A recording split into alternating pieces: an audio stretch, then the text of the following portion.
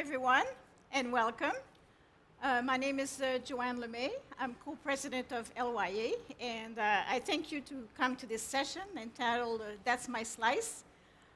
There's no pizza served during the session, but I understand that some people have pizza at a booth later on.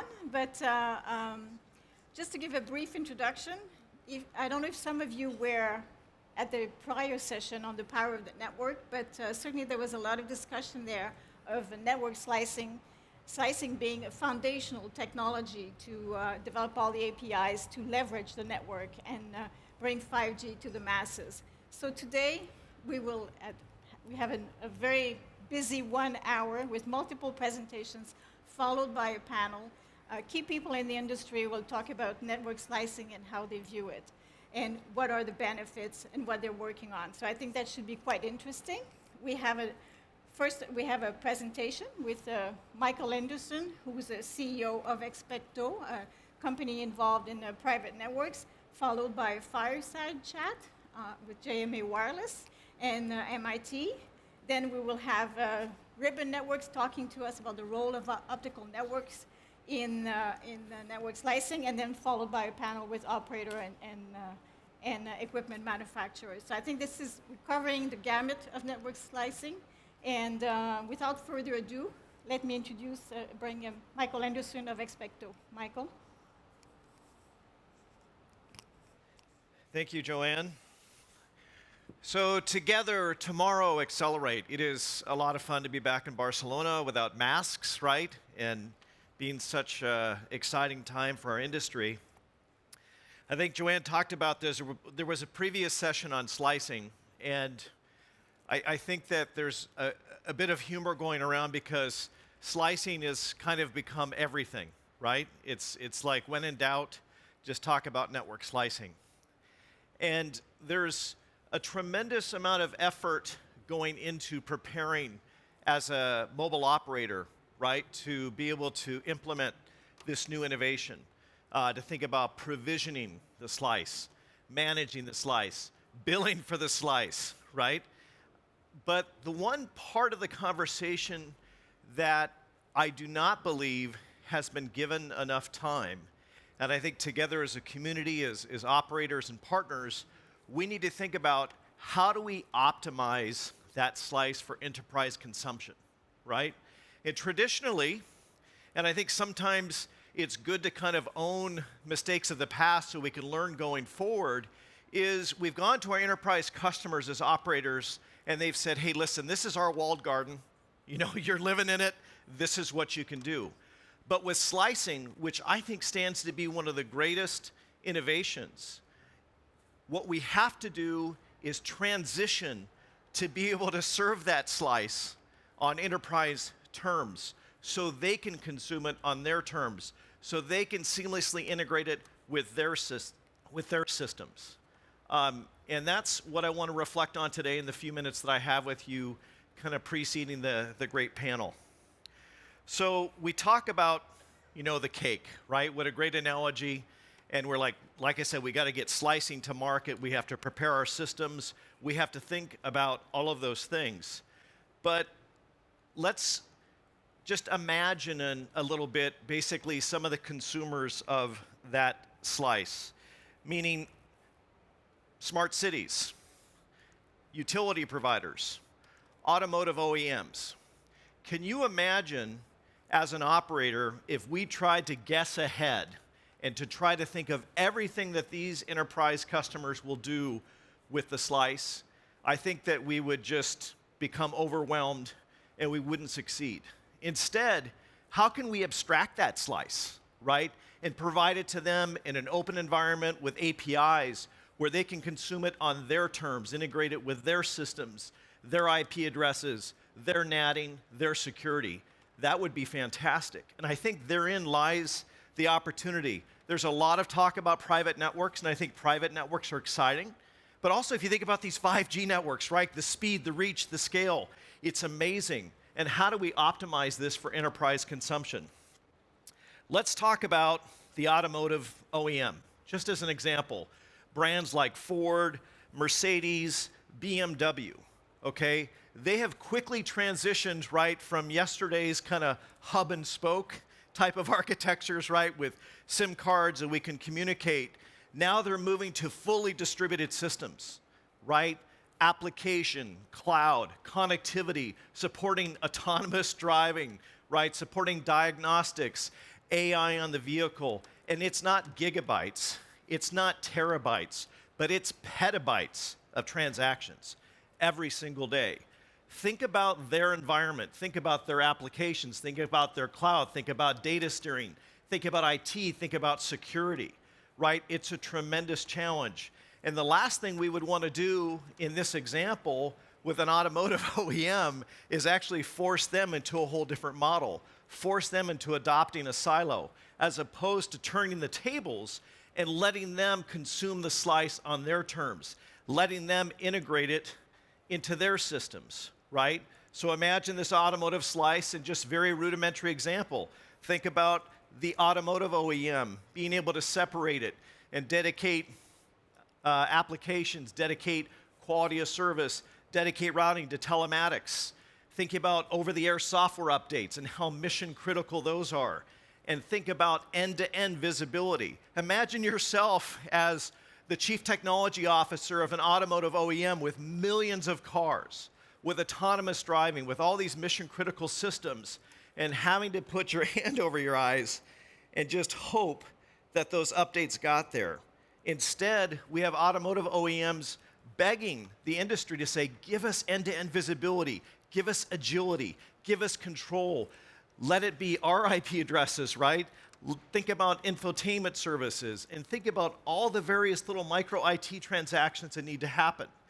And I kid you not, these vehicles are rolling edge servers. They're rolling data centers, okay? They have not 10 subsystems, but hundreds of subsystems, and these are growing. So again, think about the slice and how we can serve that cake on their terms. So there's a lot to discuss here, but just start to imagine the automotive OEM, the smart city, the logistics provider, the electric utility. And we have to realize that yes, it's going to be challenging to bring slicing to market, to be able to implement it, to be able to provision it, to be able to bill it.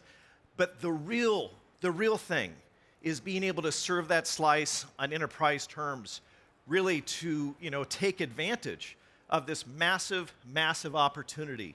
And as a mobile operator, I can monetize connectivity, I can monetize advanced services, and one might even argue, right, by extending and giving control to the enterprise, we can actually be more efficient.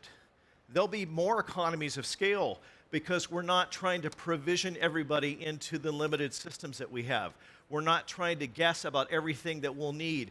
We're extending the power of control to the enterprise, which I think is super, super exciting. So, as a community, operators, partners, et cetera, I just think that if there's any last words or a request I can bring to you when we think about the opportunity, because wouldn't it be just awful if we invest all of this money and time in bringing this great innovation to market for it to land with a slow thud, right? For it not to be taken up from enterprises, not to have enterprises banging and knocking at the door, right? Give me my slice, give it to me on my terms. Let's work together as a community. Let's, think about what's happened in the past to move forward more efficiently, right? And serve that slice up and make this a tremendous opportunity. So I thank you for your time. Have a wonderful, wonderful show. It's great to be back in Barcelona.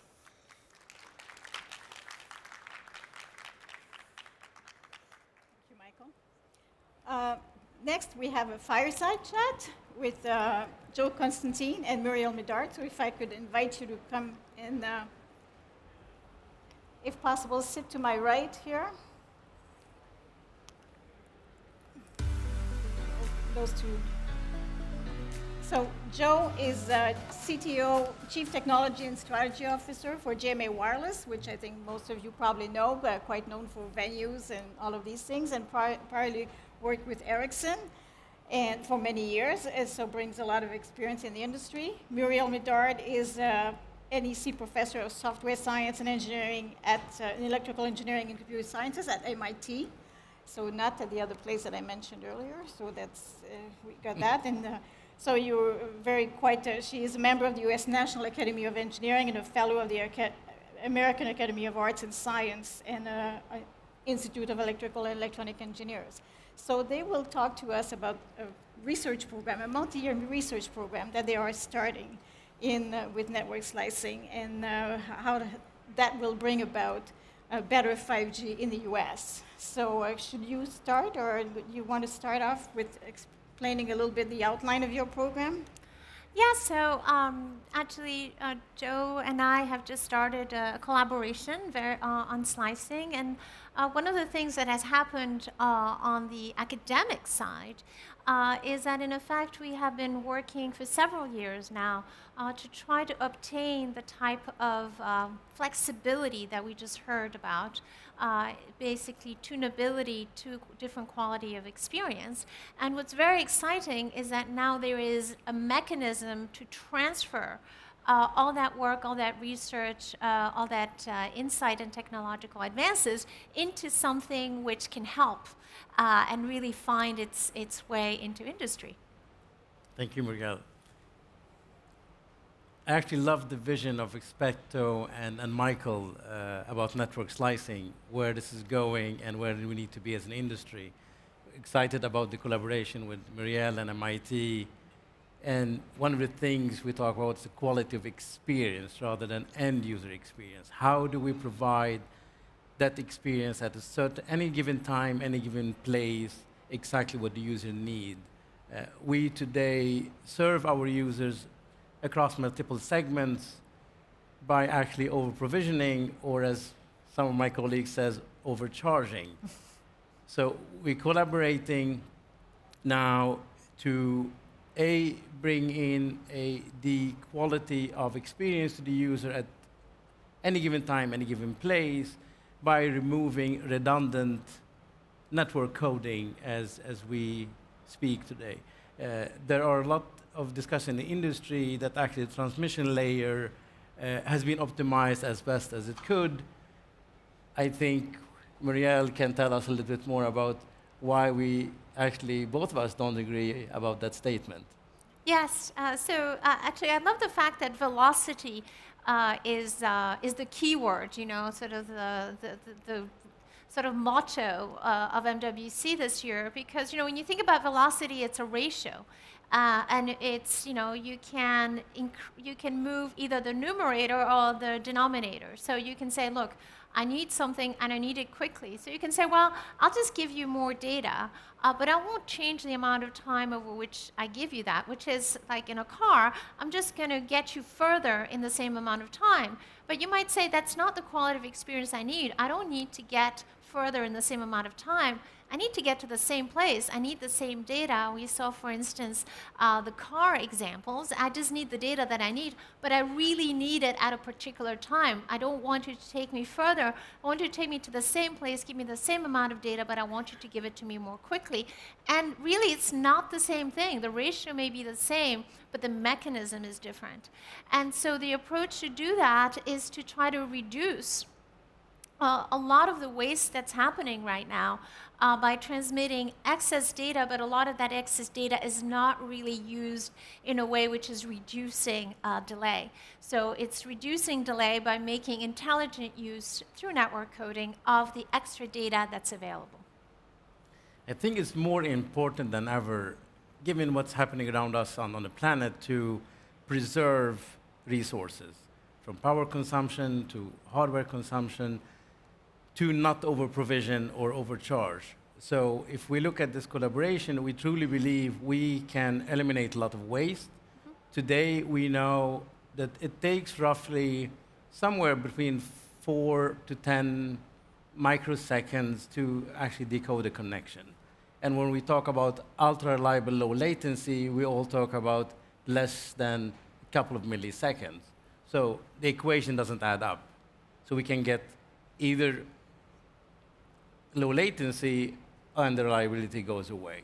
So we believe we have a way to realize it in the industry and in commercial networks. That's the essence of the hypothesis today. As well as, back to Michael's point and Expetto, I want visibility. We need to be able to have traceability. That means the intelligence and RAN automation, you have to go down to the RAN and not up at an abstract layer. So given what we're doing in JMA today, we're actually the only company, US-based, that has 100% software baseband that runs on any processor technology. We can run on Intel, AMD, and ARM in any cloud, public, hybrid, and private. And now we're stretching this up to something we call service-based and management architecture to give a full visibility with service resource orchestration and give that vision actually that Michael, we didn't really speak about it actually, it looks like it's set up, but it's beautiful. Thank you for that setup. So that's really where we're taking this. It's the holy grail in the industry to drive down that intelligence with network coding, and now we can provide those slices not by over-provisioning or overcharging, is by actually providing that quality of experience that our users will get in any time, any given place to service those needs. And if I may interject, I mean, there's a view that 5G is facing some headwind, right? That it hasn't fully, it falls short a little bit of its potential, has not fully realized its potential in the US as well as elsewhere. And how do you think that your technology that you're developing will actually help accomplish that, like help 5G realize its full potential, by lowering the cost, or is it also by addressing more than the cost? Or I guess it doesn't address coverage issues, which in some instances are an issue. Yeah. But I think, if I may, again, we keep harking back to that wonderful presentation we saw before. Remember, we started with a chocolate cake, but we did not end up with a bunch of slices of that chocolate cake. Everybody had, the slice of their own flavor. So I think that that's the whole point, that it's not slicing just to divide up existing resources, is to give that quality of experience, that the raspberry tart, the lovely coffee cake, that people can have what they want.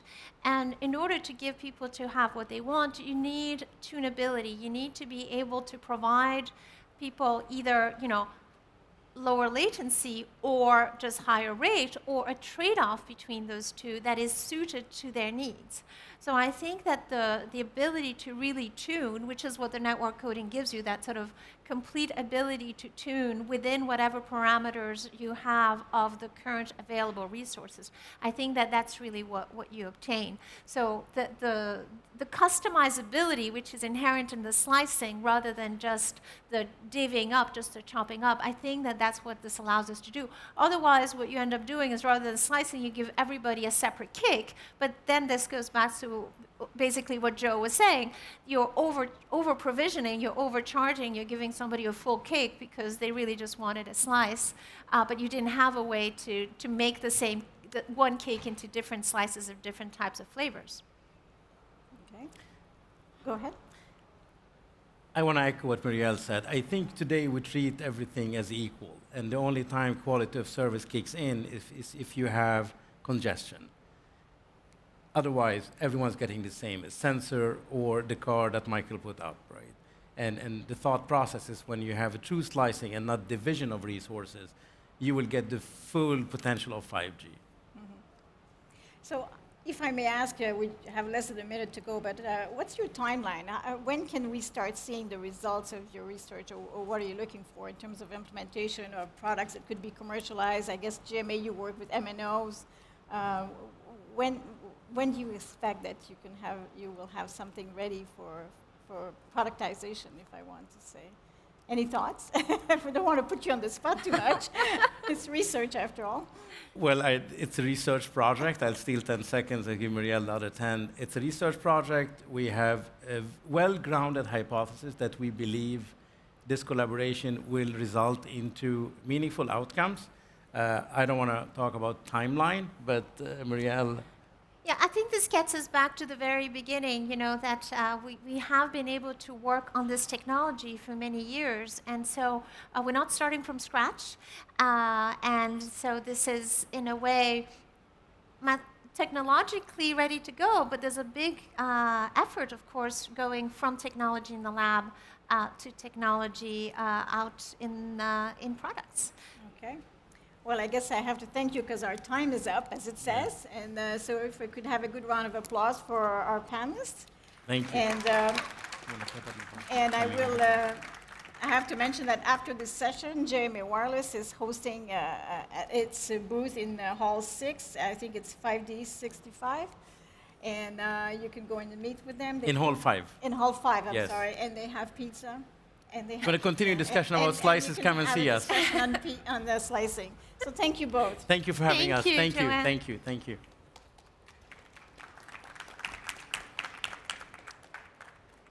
So without further ado, I'd like to introduce Hiram Porat, which is the CTO of IP Optical Networks at Ribbon Communications. Will talk to us about the standardization end-to-end in end-to-end optical networks and its role in network slicing. So please, go ahead.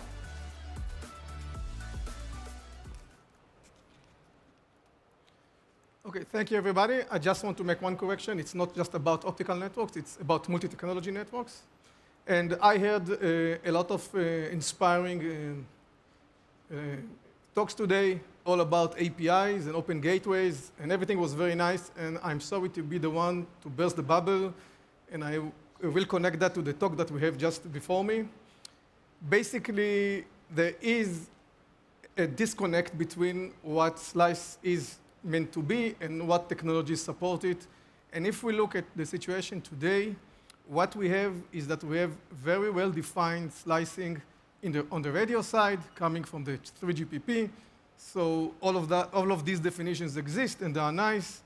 And we go to the frontal and backhaul, and then we have more or less de facto agreements in O1, and we understand how to do slicing on the fixed part. But when we go to the transport networks, where the most of the traffic should go, there is nothing. It's not that we don't have technology, it's not that we don't have standards, but we have as many standards as there are opinions on what to do in these networks. And without having specifications for standards, specifications for slicing on the fixed side, we'll go to what was mentioned in the panel before me, is that we have a way to distribute the same cake to different people, but not different cakes to different people.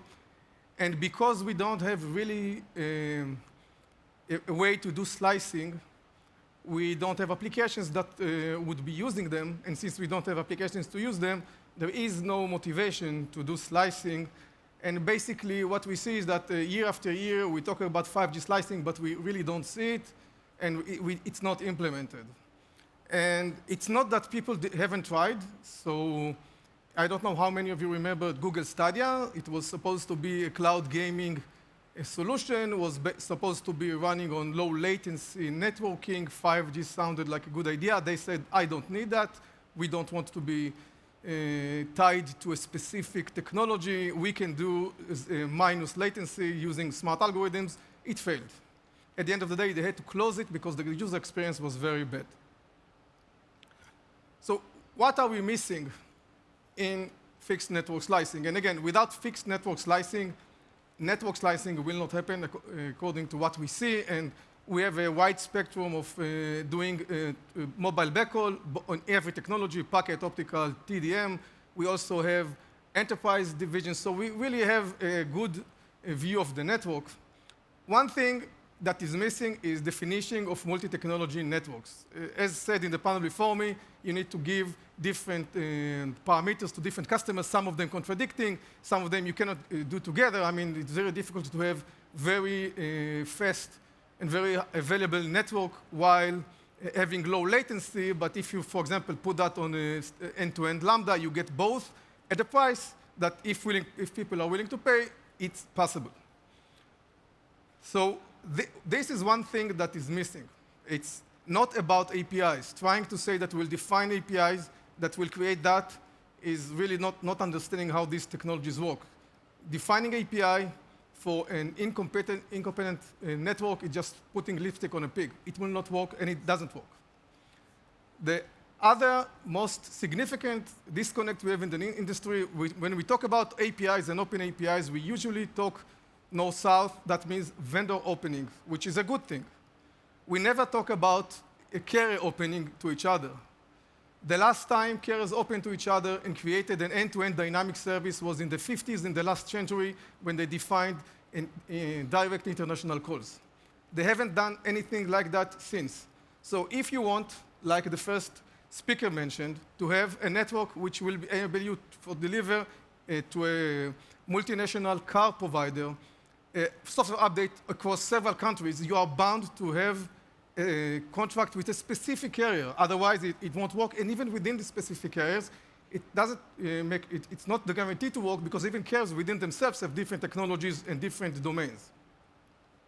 So what we see here are two very distinct technologies that are missing, and without which we cannot really implement slicing.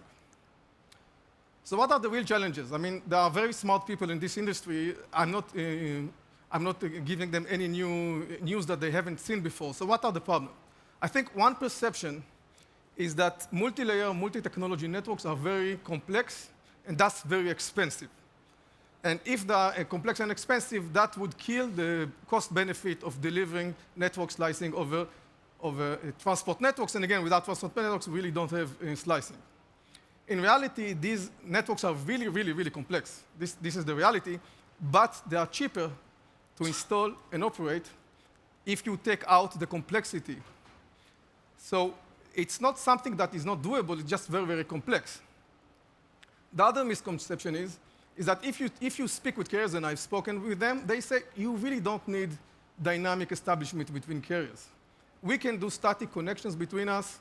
We can cater for all of the connectivity nets that we have, and if we need to do peering agreements, we'll do peering agreements. But that goes to what the guy from Spectre said.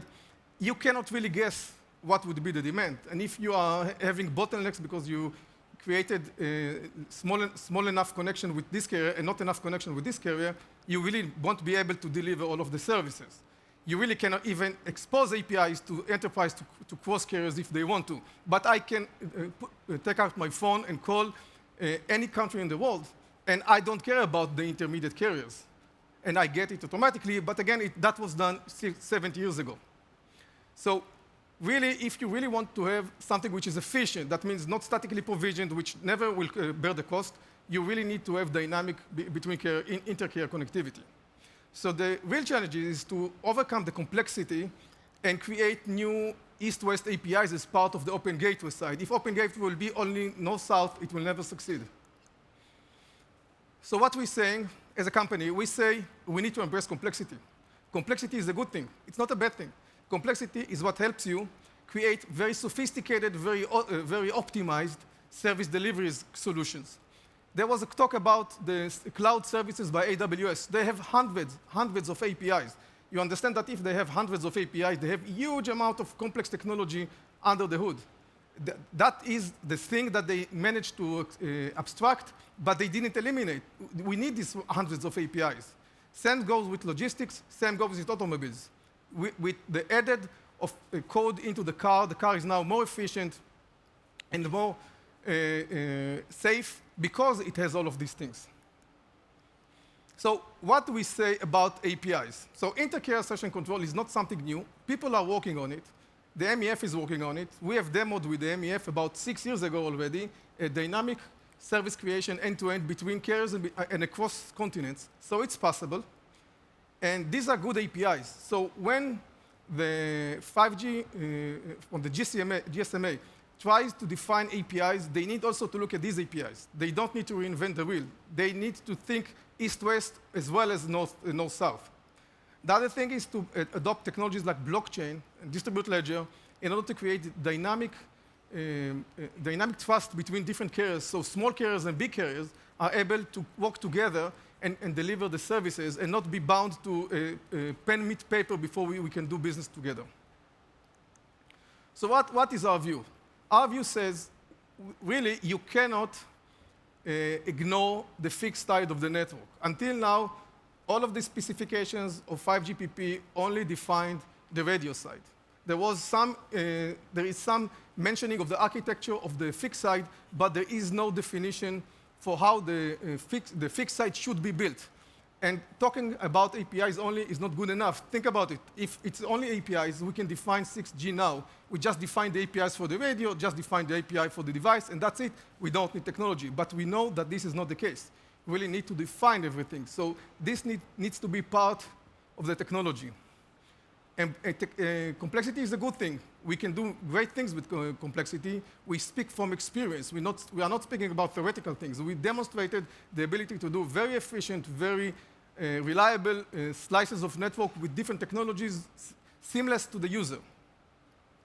And last but not least, it's not only us, it's a community, and the community is working a lot on east-west APIs between carriers. It's on the fixed side. I think it should be at least discussed in order to integrate that into the 5G specifications and the future specifications in order to make it one holistic network, end-to-end, radio to fixed and back. And with that, I thank you.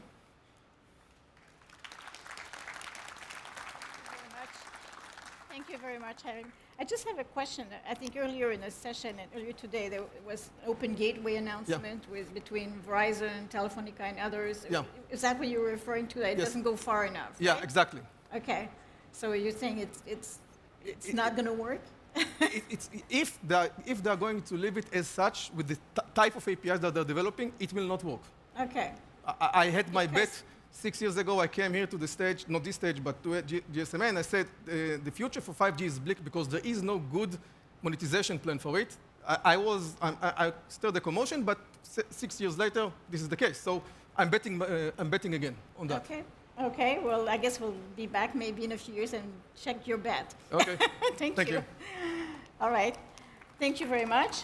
If I would like to invite our final panel here.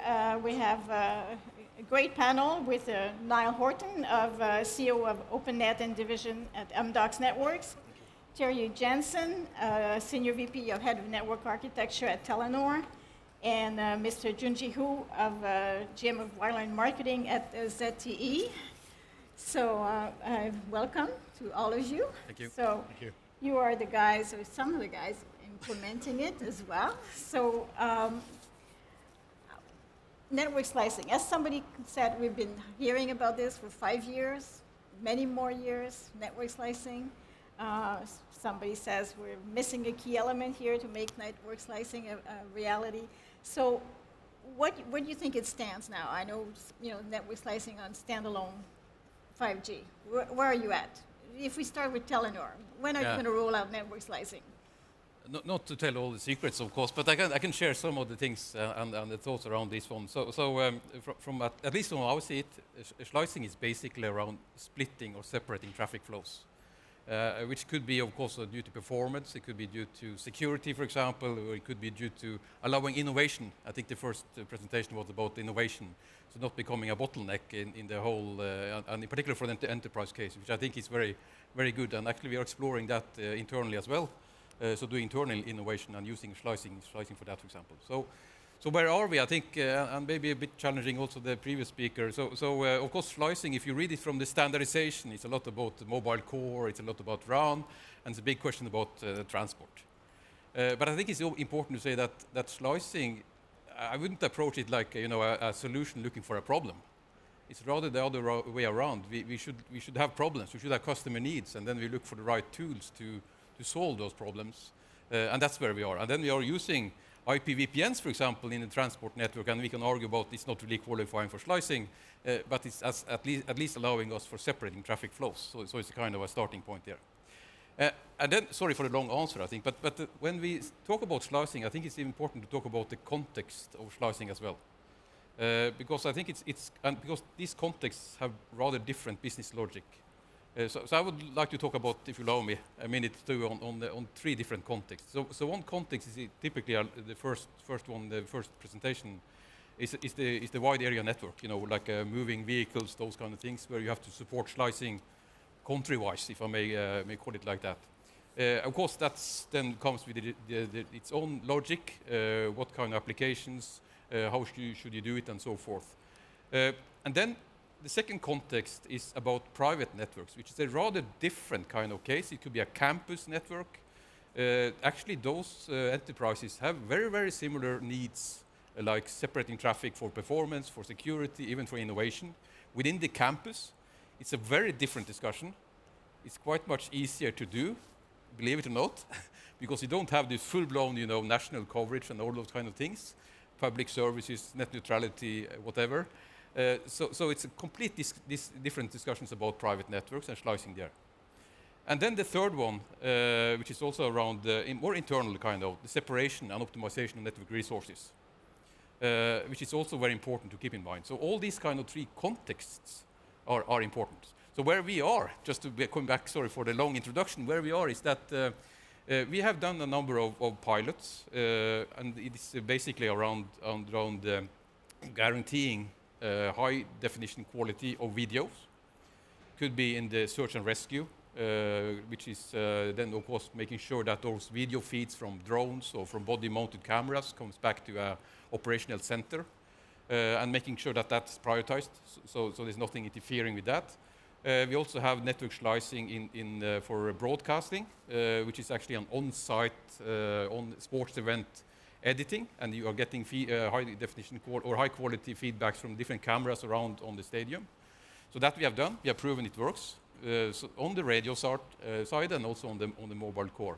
Then of course, and by the way, we also have a demo here on the network slicing, automated deployment with I think it's 8 or 9 partners.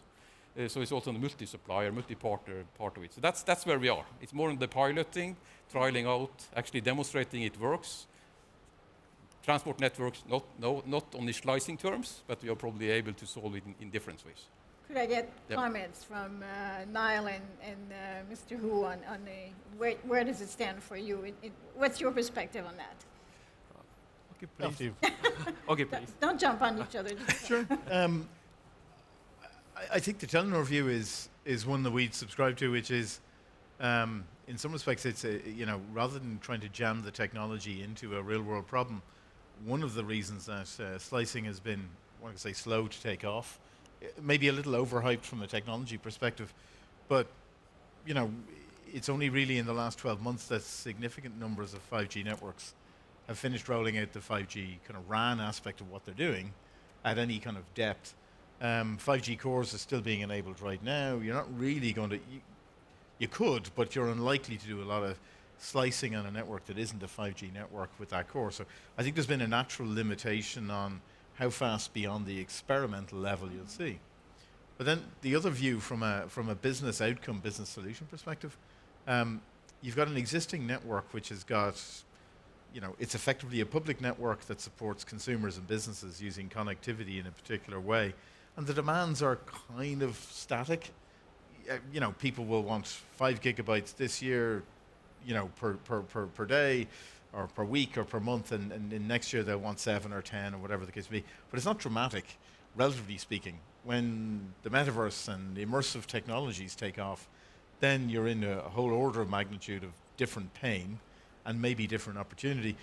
But the management of the existing business of telco is something that most operators are extremely reluctant to play around with. As a result, any new technologies are going to be lab tested for years and years and years before they see the light of day. On the other hand, the emerging opportunity for a lot of the operators is to work with the sensor manufacturers, device manufacturers, the smart campuses, and so on and so forth, where they will have high demands and very unique demands, massive mobile availability, ultra low latency, and all that kind of stuff.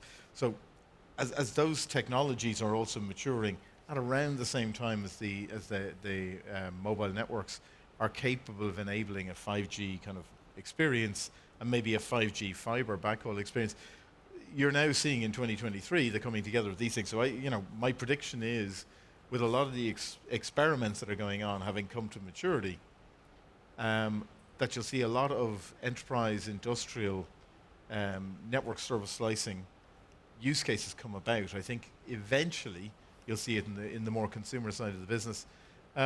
and there's no reason why, the technology isn't the inhibitor now. It's other factors, but it's got to be a business case driven experience, I think. You want to put your grain of salt? Yes, so actually when we're talking about this slicing, I think it's not a new topic. Yeah. Actually, we have been talking about it for a long time.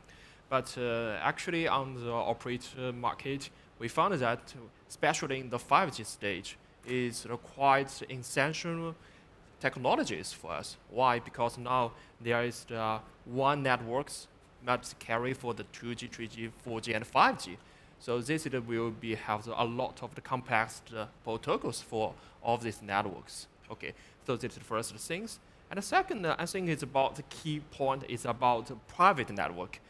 Just you have to mention for that. So especially for the private network, is the operators is also want to expand their economy to the 2B services. So that means, but we know that it's quite different requirement compared with the two consumer networks and for the private networks. Especially, for example, we have the cooperative with the power grid for the private networks. They have said, okay, so the protection time may be less than the 1 millisecond. But in our telecom, the region is the 50 milliseconds. Is that the standard? So that will be quite different. But if you just build some the new networks, that will be impossible. So my third point is about the slice. The key point is about the cost. So we just want to have the cost-effective things. That means the one slice, and we can do a lot of services. And actually, the most important is how the networks can provide the essentiated SLA. So I think this is quite important for this. Okay, thank you. So I guess when we talk about network slicing and private networks, I always see network slicing as, of course, a way for carriers to monetize 5G, right? And try to get more money out of that. At least that's, if I might say, that's one of the objectives. But there's also currently regulators in Europe and elsewhere where they're awarding spectrum to private enterprise. For example, in Europe now they want to award 3.8 to 4.2 gigahertz that can be awarded on a local basis to enterprise so that the companies can actually make their own, build their own. I see that as a competition for network slicing services from the telcos. So what's the advantage if you're offering network slicing compared to an enterprise doing it on its own?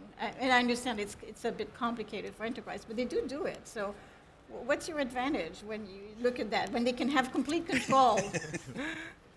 No, of course, the operator as a friend is always the best. I guess that's... but how I see it, at least, and back to the private network, because I think, so I see it, the spectrum and slicing is actually independent in one way. I'm sorry? The spectrum and slicing as such is kind of the private spectrum or non-public spectrum and slicing, whether you want to do slicing or not, are two separate discussions in my mind. Okay. Yeah. So and the reason is that, for example, take private networks. So there is a request for slicing in private networks. Whether you then do use a non-public spectrum or a private spectrum or use a public spectrum is a different discussion. That's more, okay, so who do you work with and are you paying the spectrum license to in a way? Yeah. So that's another discussion. And the reason is that we see in the typically in the enterprise kind of campus discussions, they want to protect some of their business critical applications and traffic. And one way to do that is, of course, to use slicing. We can argue about it, there are different ways as well. And it could be due to performance, but it could just as well be due to security. So they are using these tools also within their private, the campus. Whether they do then on private spectrum or something else, that's another discussion. That's my view, of course. Okay. Then, of course, if I may, as an operator, we can support both. Mm-hmm. Yeah. So I think it's and of course if you think about how to provide network services, there are a lot of functional elements which needs to be in place to do that, and competency. planning, for example, and design, operating it, and also further develop it. It's a lot of things you can do that. So spectrum is just one of the components in the whole thing there. So that's my view, at least. Yeah. Okay. Anything to add from? Yeah, I think I'd share the same view. I think the spectrum availability. So we did a lot of work in the US, or do a lot of work with CBRS alongside Yes, the 5G and so on. absolutely, yes. But when you think about Wi-Fi is available today and getting better, there is in regions at least, and maybe a larger number of regions, some free spectrum, but it's not going to be necessarily available in the same way a public network is at an agreed quality of service. So if I make heart pacemakers, I might trust that Telefonica can keep me on a network in Europe, but I wouldn't trust free spectrum in case, you know, a subway train goes by and that's it, I'm done. Are you saying you wouldn't trust CBRS? It's not free, right? As a life-saving technology that I had to bet my house on. No. But I do think that it's part of a spectrum in the way that fiber is to provide a seamless connectivity experience. You know, 5 years from now, 10 years from now, people look back and go, you know, they'll regard this obsession with the technologies in the way that we would look back and see how, you know, the wired network and guys tapping out Morse code on networks in the Wild West were, because connectivity will become more ubiquitous. And I think that's a good place for us to aim at.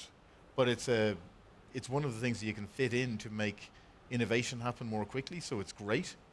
But network slicing is about a different type of experience that, you know, maybe 5G, through its security, through its availability and the various features on it, its availability to an ecosystem of other of application providers and so on can only give you. Okay, so to be honest, I'm the expert actually in the transport side. Yes. But on my side, is from the end to end, it will be quite different for the slicing. I think it must have the clear definition for them. For example, for the radio part, I think this part will be the physical reservation for the spectrums. For example, we have the spectrums for the radio side. It must have the separate one. And for the core side, actually for this part, it will be actually it's like the software-defined networks. So that means you had based on the different services. Okay, and the key for the key point is how you connection with the physical reservation and to the core services side. So that will be important things. I think for this part is the transport. So before that, the presentation, we have the innovation about the IP plus the optical side. Actually, that means we have the different layers. Okay, I think this part is no problem. But the key point is when we have the slicing for that, we also need to consider not only the connectivity. And the support one side is the security side. So, but for the security side, we have the different layers. Because actually for the consumer, that will be very easy. So we have the security in the layer 3 functions. That's enough. But now we should know that when we can provide the slicing services for all of the customers, maybe someone have the highest securities in the physical layer. So that means it will also very important in this part. I think this is a need to consider, especially in the transport this year. Okay. Okay. I'd like to move on to another subject. I mean, Open RAN is often talked about as a facility or as a necessity for network slicing. So would you like to, is that true, or is that just a nice to have Open RAN? Or if you really want to have network slicing and applications across networks, across carriers, is that a necessity? Or otherwise it won't work? Go ahead. Well, I just put 1, 2, 3, right? Okay. This is 1, 2, 3. So you can say no, or no, but I think my view on Open RAN is a bit similar to the spectrum question as well. It's a bit of a separate discussion. We can do, of course, slicing with Open RAN or with traditional RAN in a way. Of course, it's more on the discussion with the suppliers and the ability and readiness to support those.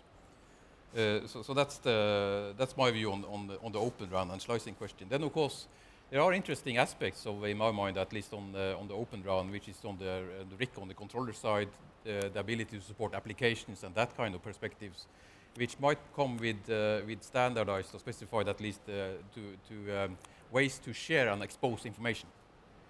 And that might trigger more interest on utilizing slicing in that context, just by the way that there may be more information. And then we can argue, is this true?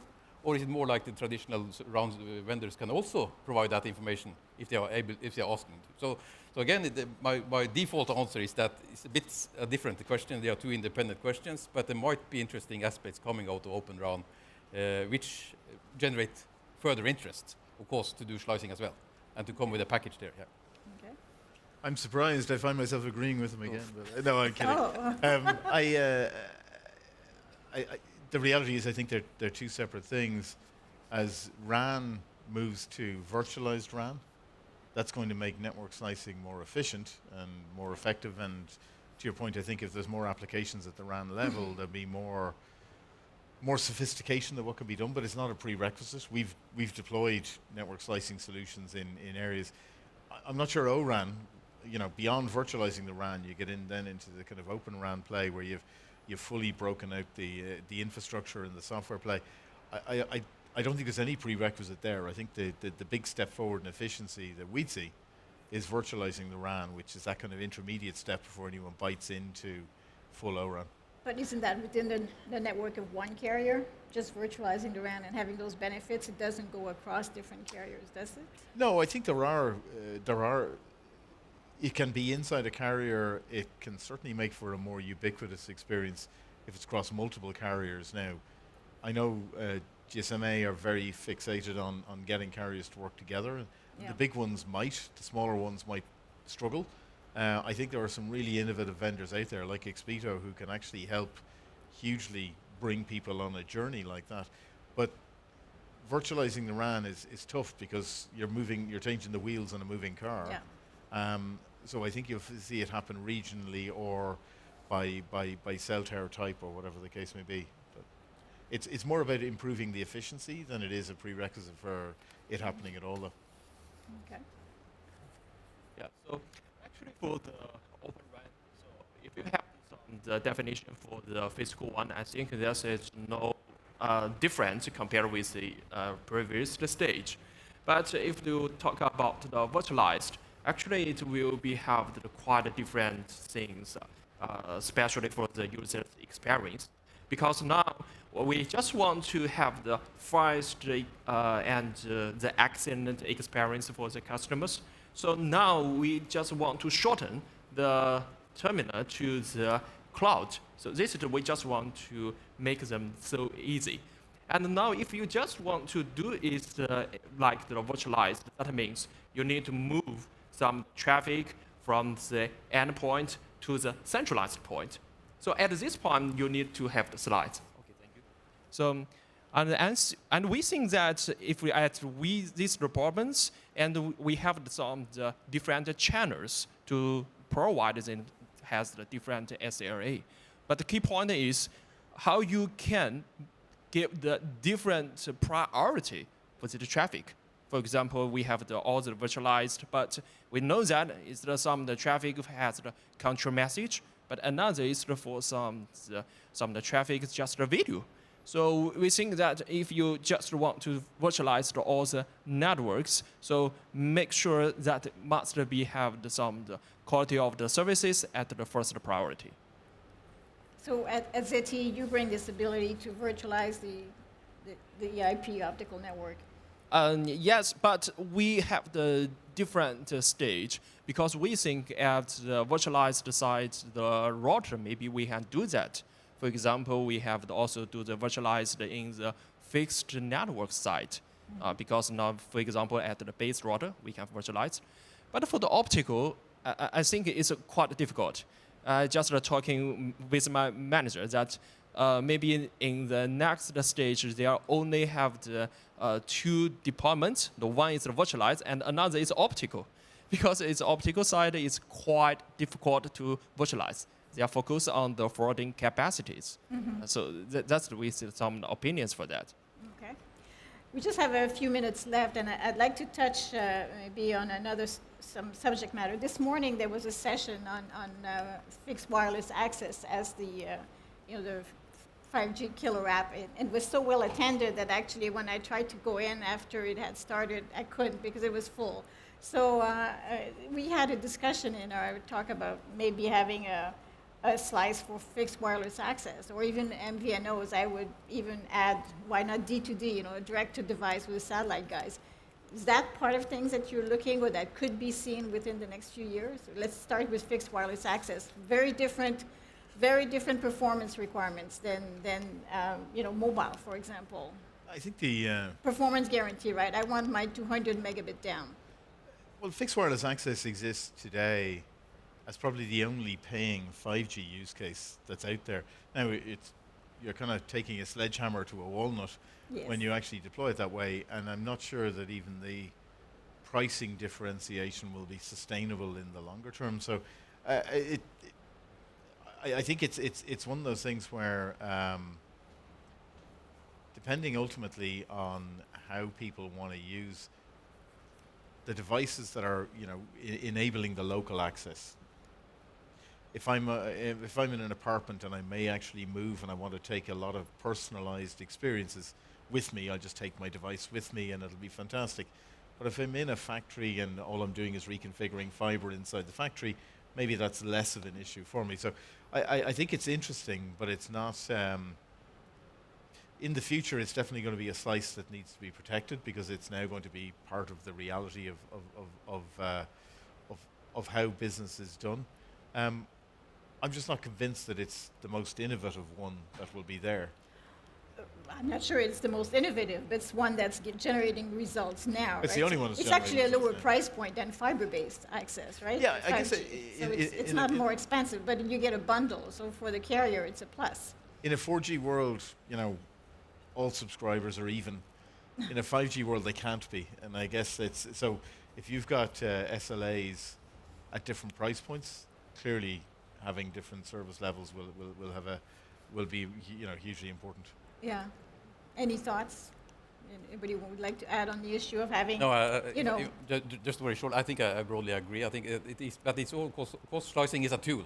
I think it's one of the tools I think we need to use, and I think it's also a way to separate the traffic, at least in my view.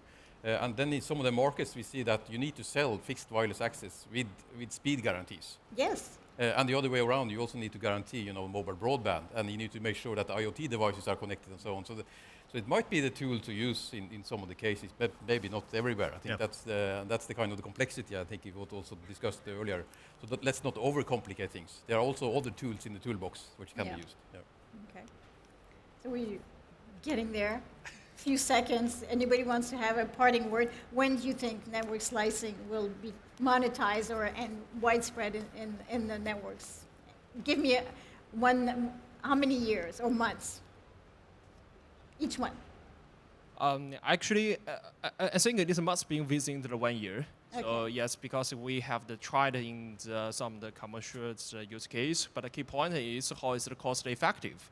Okay. Because that is we think is the important thing. 1 year. You? 1 year, 2 years, 3 years? 18 months. 18 months. Okay. How about you? I have 3 years.